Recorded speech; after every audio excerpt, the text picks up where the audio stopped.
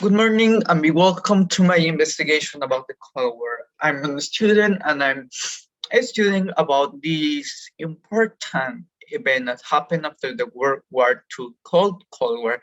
My name is Gabriel Hernandez Piedra. You're going to see all the development of my investigation. First, we need to define what was the Cold War. And this is kind of difficult because depending on which person you're talking about, they can give you different explanation because this all this period was almost 50 years long. It was a lot of time and a lot of people studied and defined it. This event changed a lot during the time and it's something difficult to define. But we can see it how it started as simple as a rivalry between two economical blocks, two sides that had a rivalry because of ideologies. These two blocks were led by the United States and the Soviet Union, using the capitalism in one side with the United States and the socialism and communism with the Soviet Union. Both of these blocs wanted to expand their ideologies, so they entered into a conflict. We can see that it relied a lot in the political, economical, and propaganda fronts. It was like the three main fronts that it wanted to attack: the political and how the people govern their countries, the economical, how the people manage their money and their things, the properties, and the propaganda, how they will expand this idea.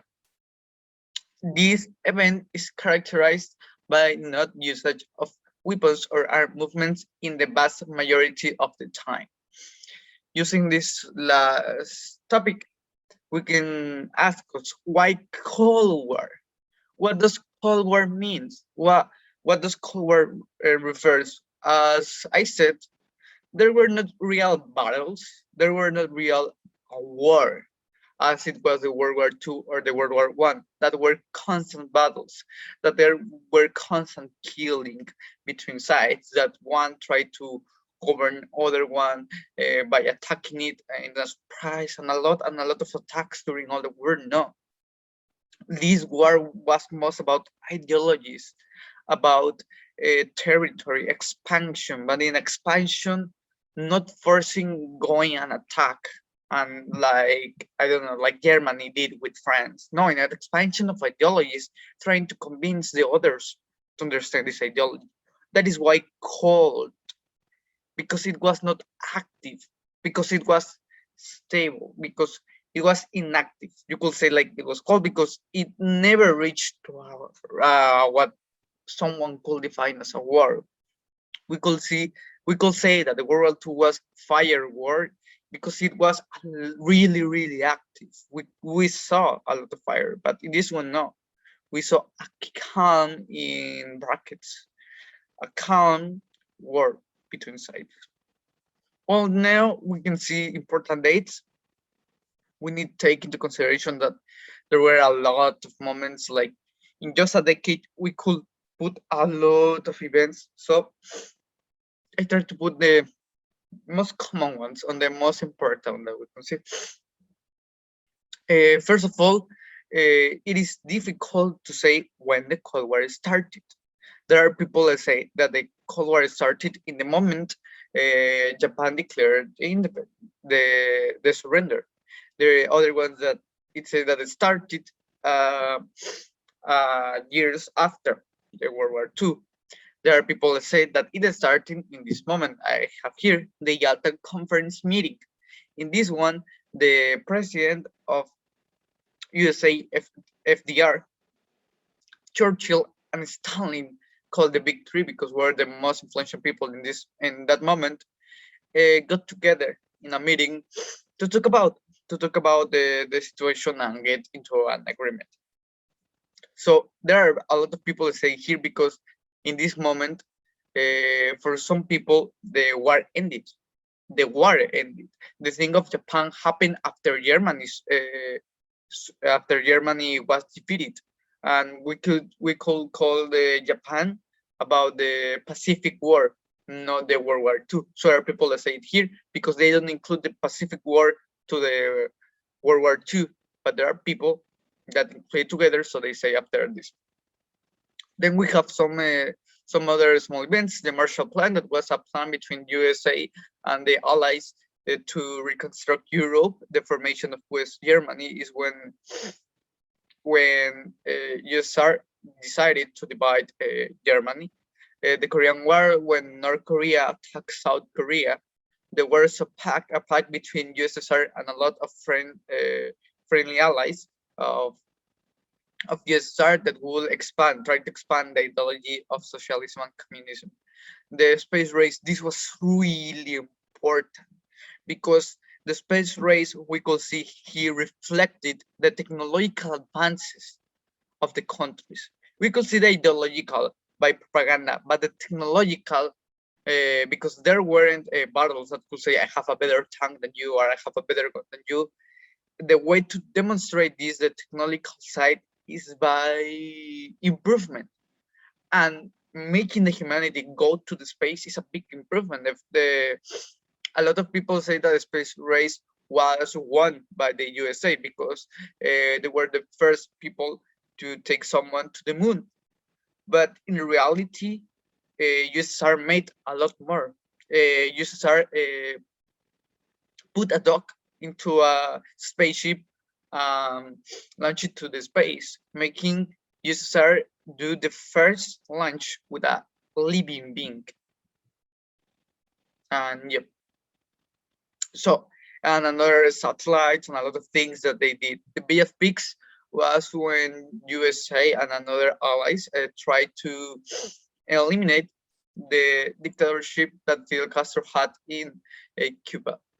The Cuban Missile Crisis, the most important moment that someone could say about the Cold War, because it was a point of inflection.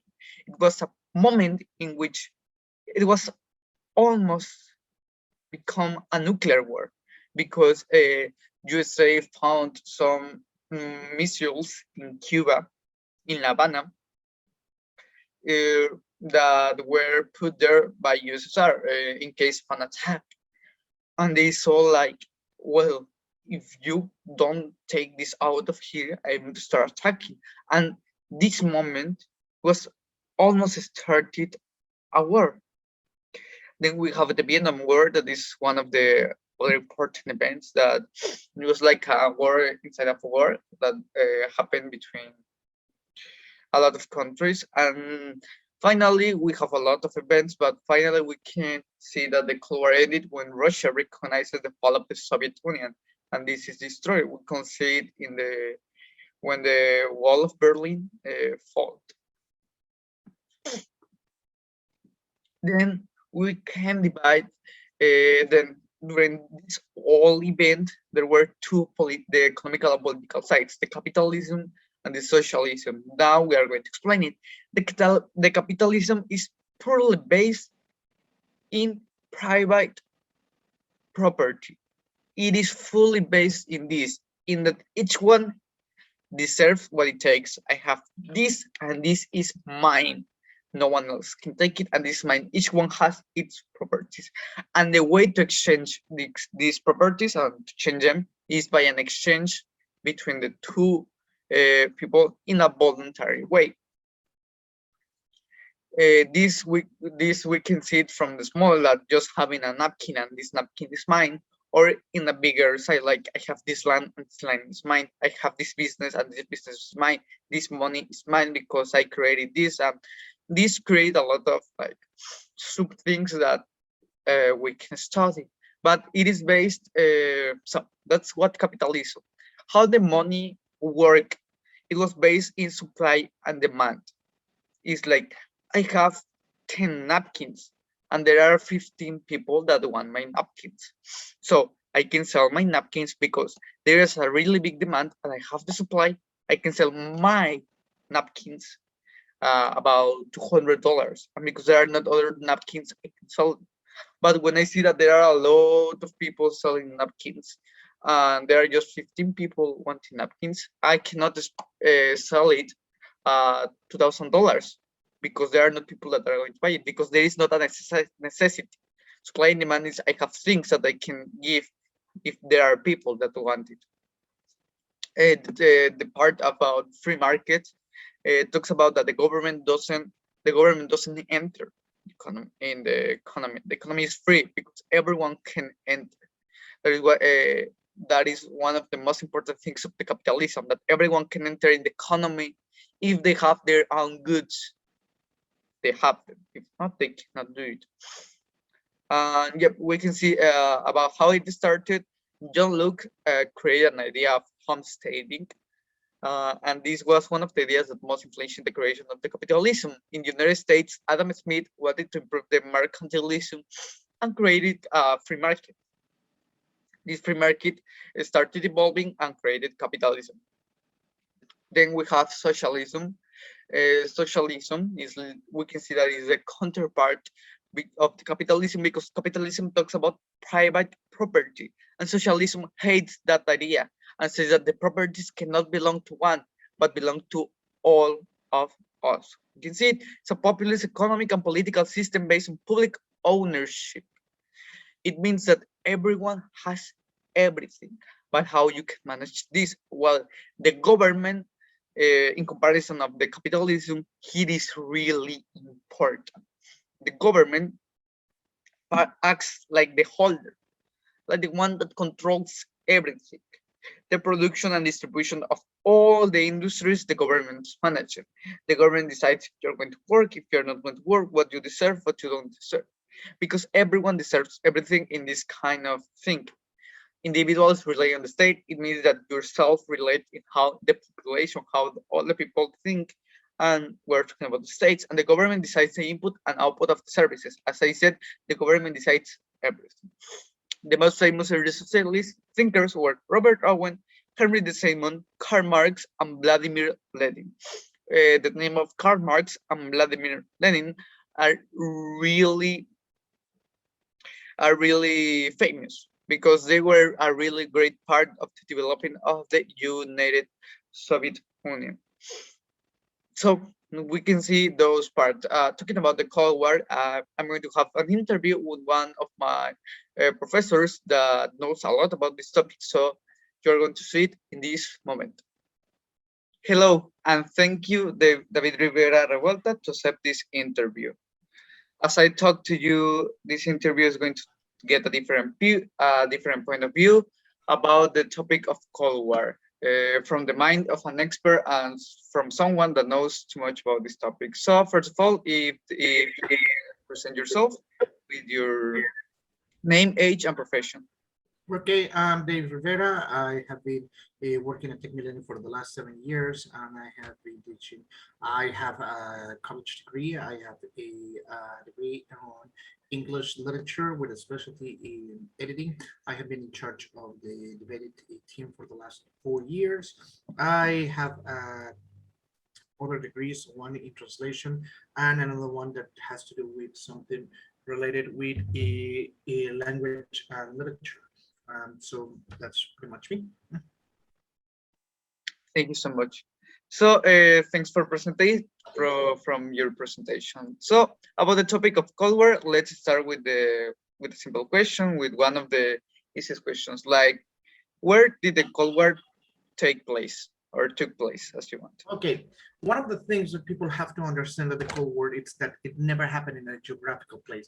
The Cold War is a geopolitical situation that involved two countries or two governments or two different nationalities. However, the effects was worldwide. One of the points that people need to understand is that the Cold War was not necessarily in a place. It didn't happen, but it is cold. Precisely, the name of the Cold War, it's cold like that because it was a tense situation between two countries. In that time, the USSR, now mainly known as Russia, mainly, again, there's many different other countries that separate from it, and the United States. Now, if you want to pinpoint two places or something like that, you will have to go to outside of those countries because that's exactly the point. The Cold War never happened within the boundaries of those countries. It happened, the tension was so big, but it affected worldwide. The two main places where some people can debate, and this is a debate, obviously, but not even then, much people would agree that it's actually something that is happening, or that it actually happened, is that the Cold War took place in Cuba, when there was is the actually the peak of the tension, when there was the missile crisis that it happened after the US discovered that there were some possessions of USSR missiles, nuclear missiles, in different areas in Cuba and in Turkey. And there was a confrontation in which basically they had to ask the United States was asking the what's his name in the USSR to take them down, to relinquish those weapons. That's the missile crisis, and the other one would be the Vietnam War, in which basically they were fighting. The U.S. Tried to avoid the United States, the USSR, to influence the collective thinking of the country. But again, I repeat, the Cold War never had a physical place. It was more like the tension between two places, and that's precisely what is called Cold War, because it never, technically speaking, a weapon was never shot. Mhm. Thank you so much, and thanks for the clarification about the geographical space and how you related with the theme. I think this is something really interesting. Following up what you said about Russia and USA, what countries were the world leaders during this period? Okay, as I mentioned it already, the world leaders at this one were the USSR and the United States. Those are the main countries that were influenced, and that they were by basically the whole situation between of the Cold War was between the perspective that these two countries had in regards of the other. There was a subject of the otherness that it was involved on it, and again, as I said, the in the case of the Cold War, it was a distant relationship, or actually a conflictive relationship between the USSR and the USA, in the way that they thought that the economy and the way that the country had to be run, the USA being capitalist at its core, while the USSR was trying to be socialist slash communist. At least they were trying to be socialist, moving towards communism, or that was the intention. And each other, with each of these countries, saw each other as an enemy, due to the way that the perspective they had in regards to that approach: communism, socialism versus capitalism. That's the main reason. Those were the two main countries. However, you can involve other countries, obviously, that they were in some ways, as I mentioned already, Vietnam, Cuba, China, just to mention some, and some other European countries like England, Germany, or even France and Italy. Just to mention some. The main ones: USSR and the USA. Yeah, okay.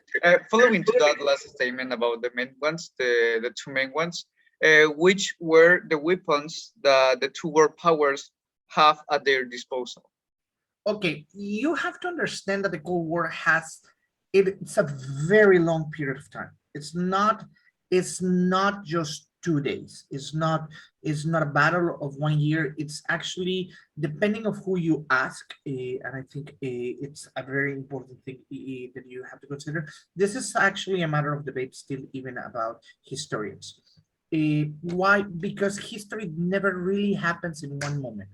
It's actually a process.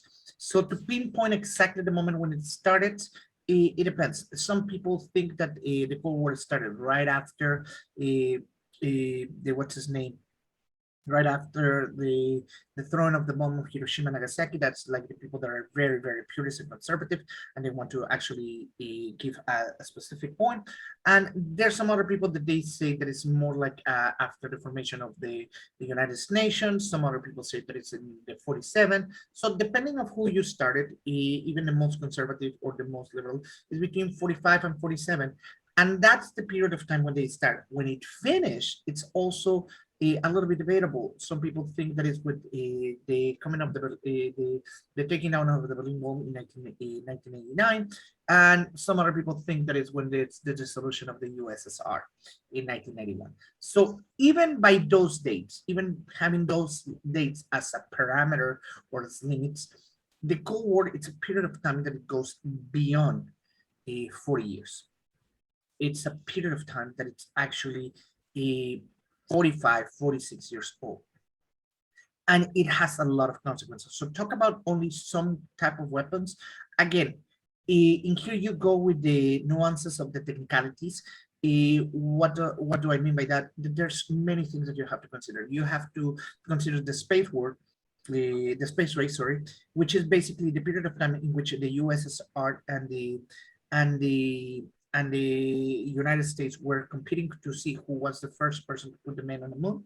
A race that if you go to Russia, most people would actually tell you that the space race was won by far by Russia because they were the first person to put a satellite in orbit. They were the first people to put a to send people to space. There's so many first things that they did. The one that is normally recognized is the United States was the first, were the first people to put to put men on the moon. A matter of debate, obviously, for some other people, etc. Whether it happened or not, but that's not the point. The point is, that's neither here nor there, but that's one. So the first thing that they have is technology. The second thing is like, yes, there was development of weapons and a lot of them, especially nuclear weapons, but they were never really launched. They were never really used. And as I said, technically speaking, the Cold War was never was not a fought on battlefields. It was more a geopolitical situation. So if you have technology, this is the era in which the weapons, they normally don't take the first problem, the first hand and the situation. They're not at the front of the situation, but they rather take a second place.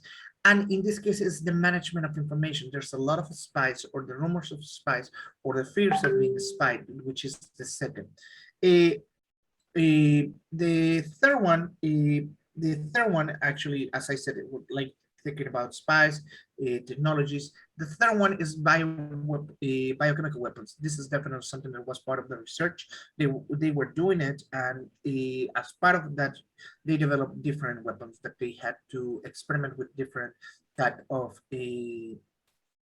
situations, such as measles or chickenpox, just to mention some. Smallpox, sorry, not chickenpox, smallpox, just to mention some of the weapons that they were using. It has a long period of time. So if I had to choose three, they would be those. The number one, the technology. There were people that actually believed that satellites could get information at levels that they were still not close to get. The second one was definitely the biochemical weapons, as I said, and third, the handling of information. The most common one is the transfer of information through spies or different things like that. Those would be the three ones that I will give you. Can you give me 1 minute, please? Yep.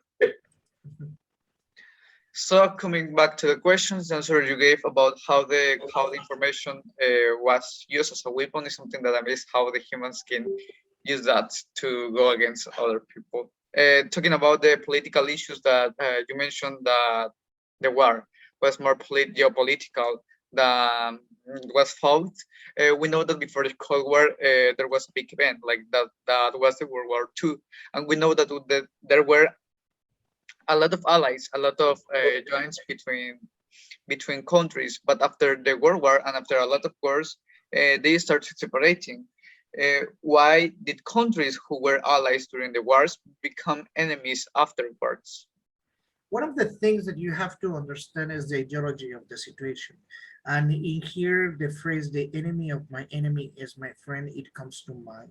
And this is something that a lot of people need to understand. I would not say, I know that history per se has called them allies to the people that they have got together to fight. But I don't know if I would call them allies. I don't know if they were really ever allies.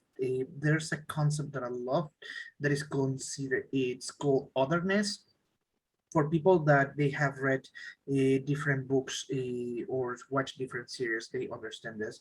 The concept of creating a different perspective of someone. This is a subject that has been explored for literally hundreds, even thousands of years, of how do we perceive the other, the someone outside of ourselves. How do we create a narrative in order to make them feel like they're different to us when in reality they are not? This is the narrative that they use in the conquest. This is when Daniel Defoe wrote, for example, Robinson Crusoe. It's what he's talking about.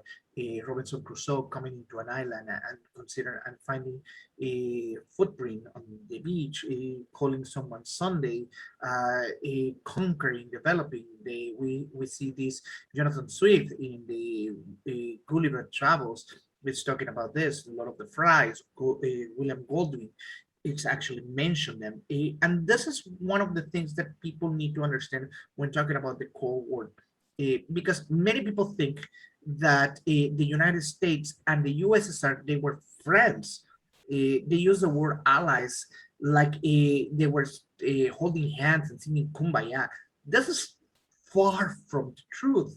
This is not even close to it. Yes, they fought together, but that doesn't mean that they were friends or they were together in the same idea. The problem of this is that if, for example, the USSR it started to have an approach towards socialism since the beginning of the 20th century, at the beginning of 1908, before the World War One, they had all this perspective already about socialism and communism. What the United States has never tried to approach this way of seeing economy. So what they do, it's basically they have to face a common enemy, which is Adolf Hitler or the Third Reich. The truth is that the Third Reich is trying to expand, and the way that they try to expand, it's so powerful and so uncontrollable that they are forced to work together. They are not working because, you know what, I believe what you believe. No, they were forced to work together. And a proof of this is that in the US, for example, the United States of America, World War II is considered to start, and once again, it's considered to start on September 1st, 1939, when Adolf Hitler starts to invade Poland. That's when it's considered the first, the beginning of the World War II. And we see that the United States doesn't actively enter into the conflict until more than 2 years later, on December 1st, December 7, 1941. That's when they actually enter in there and to the conflict. And they enter into the conflict as a result of an attack to Pearl Harbor by the Japanese Empire. Now, the Japanese Empire, it's actually an ally, and I can say in this case, an ally to the ideology of Adolf Hitler because they believe the same. Adolf Hitler had the idea that they had to divide the world in four specific regions, of which he would be in control of the most important one, which would be most of Europe. Then the Asian people, specifically the Japanese, that he considered the Caucasian of Asia, would be the ones in control of that area. The United States would be another area to be controlled, and England would be other one, if I'm not wrong. So he was expanding, and they were actually expanding at an impressive rate. They were actually scared that they were taking. If we see the Battle of Dunkirk, the operation of Dunkirk, which a lot of people is saved, or the Battle of Normandy, we can see that actually, if it wouldn't be because people had to work together, the German fleet and the German army would actually take control of many different areas. Many people say to this day that one of the things that stopped World War II, and I repeat this, is it was the weather. The fact it was that Adolf Hitler started to attack Russia's areas around December to face winter. Had they gone or had they waited 3 months earlier or 3 months afterward, history would have been completely different because they didn't anticipate that Russians would actually Russian and Poland and all those people would hold the ground so long for so many for so long, precisely because they were not expecting of the inclemency of the weather.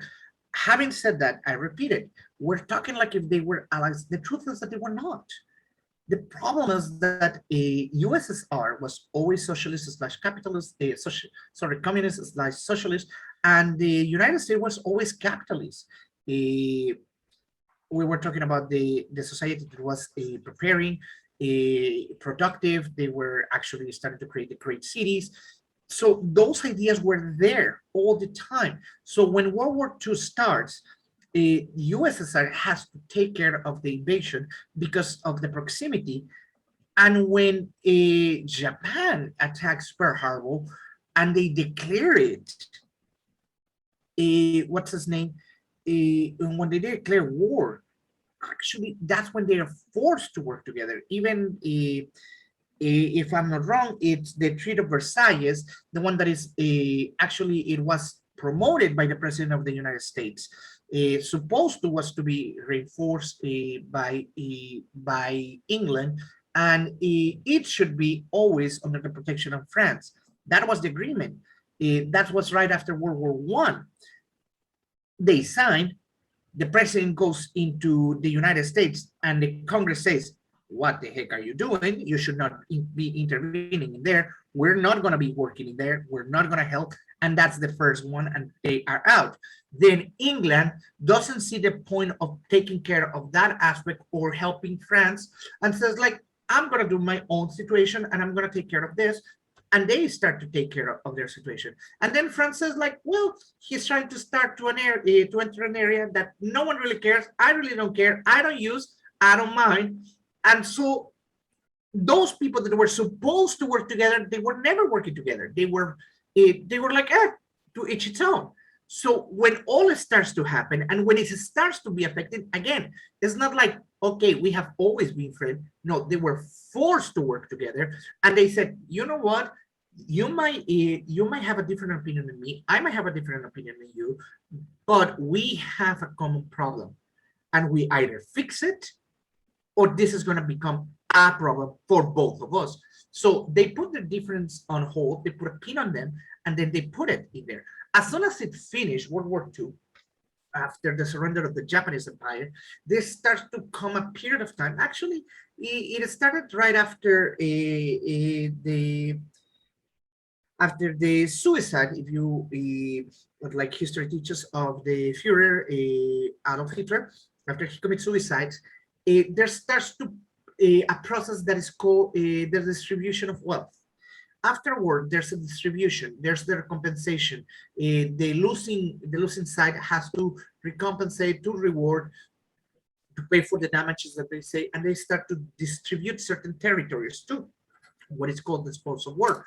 When they start to distribute those situations, those territories, that pin that was in there that says, "Okay, you're communist, you're socialist, and I'm capitalist, and I don't care," that pin was taken away. And the problem was like, who's going to be in charge of these areas? Because your Russia cannot have too many countries that are socialist, because imagine what's going to happen. You're going to start to create more socialist countries, and more socialist countries is going to start to affect my way of life. This is the problem. Actually, the Vietnam War, it is supposedly, there's a quote of President JFK where he says that there was no way that he would allow to the threat of communism to invade the war, and that's why he had to do something about the Vietnam War. Okay, something about Vietnam. That's why they start to do that. That's why there's the USSR has as an ally, as a friends, Cuba, because they had similar ideas. That's why they have similar ideas with China. That's why they had those similarities, because USSR has had allies that share common ideas. but the USA, it didn't. So the reason they became enemies, and I would say they're not really enemies, is because they were never really allies. And when it came to the distribution of of properties, they didn't find a way to uh, talk. I think William Golding is the one that says two continents working side by side, never to be able to reach an agreement. It's exactly what the Cold War was about. Mhm. Okay. Yep. Okay. Talking about, let's go to the last question. So, talking about how you said that they weren't really friends because they had different ideas, they have different ideologies, they have different sides, and we see that the ideologies and sides of the countries influenced the people of the countries, influenced the people of the world. The question is how the people of the world received the Cold War. What was the opinion of the people in the world? Well, the Cold War, Yep.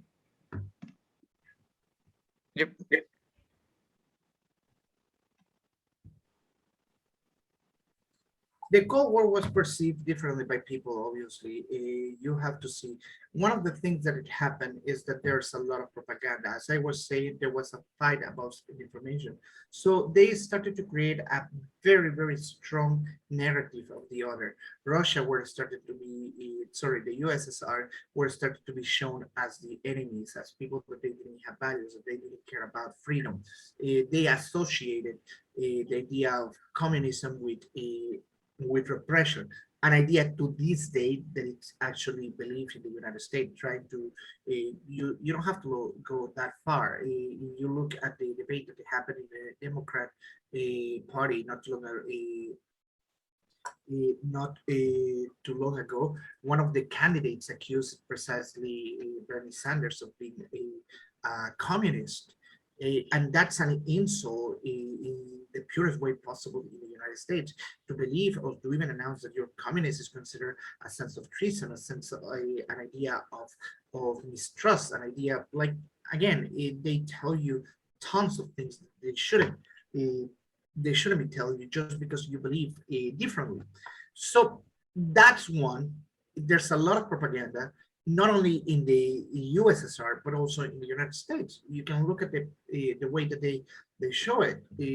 There were people that the villains were Russians, the spies were Russians. The constant fear of people spying on you, it was a real belief. Russian communities, Slavic communities were actually attacked. They were not well seen back then. Again, the most common, it's not an accident that one of the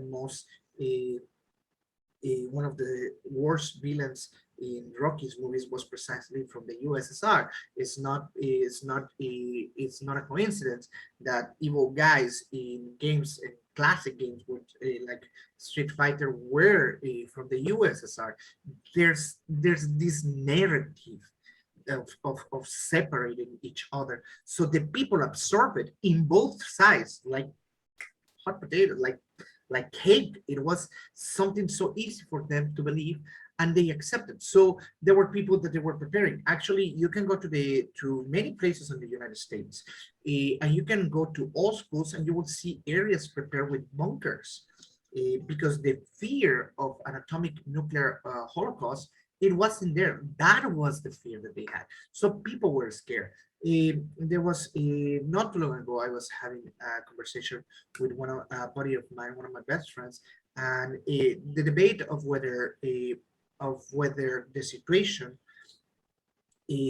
was real, about the men reaching the moon or not. His mom that actually lived, it's way older than both of us. His mom that actually lived during the dark time and during the Cold War said it perfectly. I don't know whether it was true or not, but it was what we needed to survive that time, of times that we were facing, because it was hard. The constant threat of something bad happening, it was real, and they felt it. So yeah, it was not an easy thing in both sides. Mhm. Okay.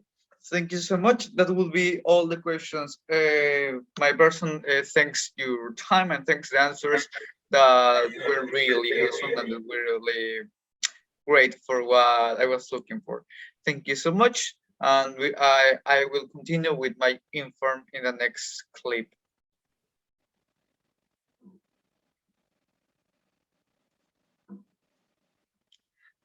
I hope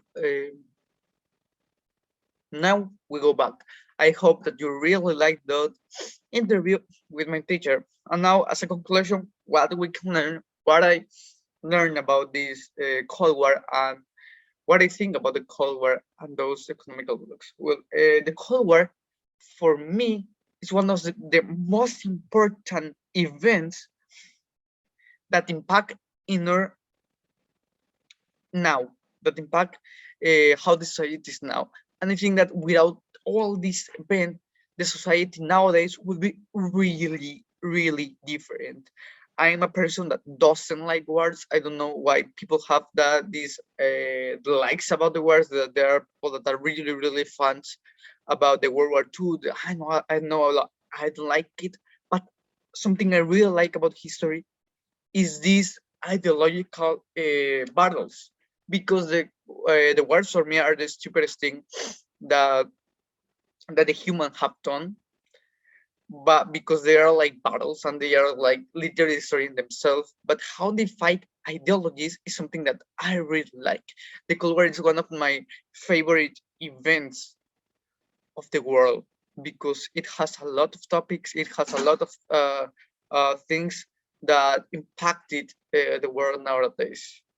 Talking about that, what I think about socialism and capitalism, well, I don't have a really thoughts about them. I don't go to any side of them. I think that capitalism in extreme can be bad, and I think an example here is United States of America. I think that the capitalism that United States of America manages is horrible, and we can see in the other part like socialism and communism that I know that being in the extreme can be horrible, as we saw in Venezuela. That there are a lot of people that use Venezuela as an example. Like, do you think that we should be socialist? Well, go to Venezuela and see it. And no, I don't think that. I think that both that just saying I capitalist. There are a lot of people that think, you're a capitalist, you cannot accept socialist ideas. No, I think that we should create a model of economical and political that could combine both of them. I like the idea of free market. I really like it. But the capitalism have brought the monopolies and have brought a lot of way to destroy the real idea of a free market. I think that everyone being able to enter the economy is something that should be also, but there are socialist ideas that I really love, social ideas, sorry, that I really love, like the public services that are like a need, and some capitalists don't have them because they say that all of these services need to be private. That's like all my thoughts about this. Well, that was everything. These are the references. Here I have all of the things of the forum, and that's all. Thanks for watching. Yeah.